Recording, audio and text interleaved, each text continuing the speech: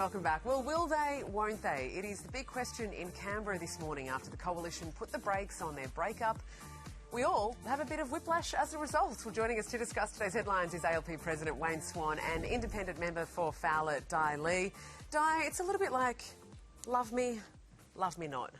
Love me, love me not. What is going on with these guys? Seriously, the Coalition, get your stuff together. It's like a relationship, you know. In a relationship, you break up for a few days, but it's kind of like a teenager relationship breakup. You have a few days of upsetness and then you come back together. But it's good that they seem like they're kind of some sort of making up, right? Really? I mean, can we trust them? This is the issue. I mean, Wayne, let's bring you in. I mean, for those familiar with the AFL parlance, Swanee, you will be. It seems your opponents have the collie wobbles.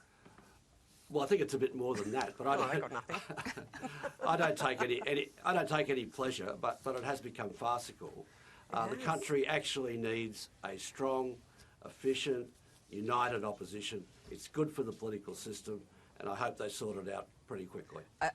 One thing I agree with you there, Wayne. Absolutely, we do need a very strong opposition. And of course, to be fair, I mean, such a big loss, the Liberal and the Nationals will have to reflect in terms of their values, what they stand for, where Australia is, and how to represent Australia moving forward. So absolutely, and I think that hopefully, and I said this before, they need to get on top of what they stand for very quickly, because with a government with the majority, we know that in the House of Rep they'll be ramming through legislations, and if there's no strong opposition, independents like myself will have to actually play an effective role, and we have been in the last term. But I think an important opposition for our democratic system is very, very, very critical. Yeah, and I believe you when you say it, Di, but Swanee, I'm a bit surprised at you. I mean, you'd be kicking back, rubbing your hands together in glee, wouldn't you, at this moment? I mean, the election, you guys won it with a huge majority, obviously, but it's only 3 years away, the next one. You have got so much ammunition in the lead-up to that. Sure, but it's not about point scoring and politics at the end. It's about good public policy. And I think the government will knuckle down and do what it said it would do. Very important reforms for the future of the country. And in the middle of all of that, we don't need the opposition simply falling apart on the floor of the parliament. As I said, I genuinely hope that they get their act together. All right. What do you think about those 4 policies, Diane? Would you back any of them? The nuclear, you've got the phone network, the divestiture powers, Regional Australia Future Fund. Look, I think we definitely have to have something around energy, because we will still see increasing energy prices and bills. That's not going to go down.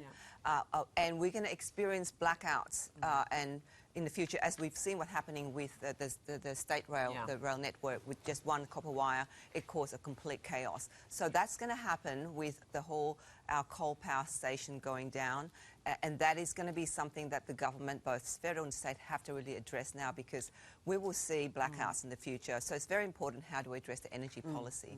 Yeah, and the government's made it very clear that's the #1 priority. I mean, it is true that the coal-fired power stations are finishing up. Basically, they're too old.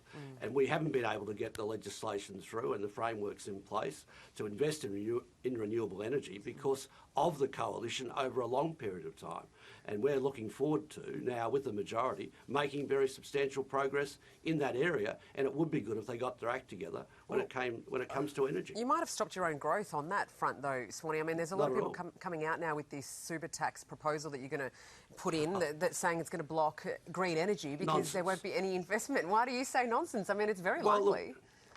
Look, if you're a nurse or a pipe fitter and you're on $80,000 or $100,000 a year, you should not be subsidising tax breaks for people with $3 million but it's about investing or much more in superannuation. It is all about investment, but this is about what happens with the tax breaks and who gets them.